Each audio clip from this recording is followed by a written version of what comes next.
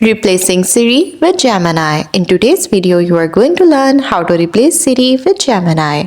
So let's get started. First, create a Gemini shortcut. Open the shortcut app on your iPhone and tap the plus icon to create a new shortcut.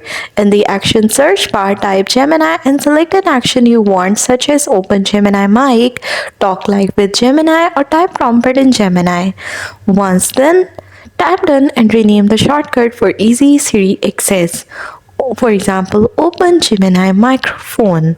Now say, "Hey Siri, open Gemini microphone," and Gemini will launch. Another option is add Gemini to control center. Swipe down from the top right corner of your phone, tap the plus icon, scroll to find Gemini and add it. Choose actions like talk live or open mic. Gemini is now just a swipe away in your control center. The third option is add Gemini to lock screen. Long press on your lock screen and tap customize. It will show you add widget options. Click on it, find Gemini and choose the features you want, for example text, talk or camera. Gemini is accessible right from your lock screen. This effectively lets you use Gemini instead of Siri for prompts, live talks and quick access on your iPhone. And that's all. Thanks for watching. Don't forget to like and subscribe.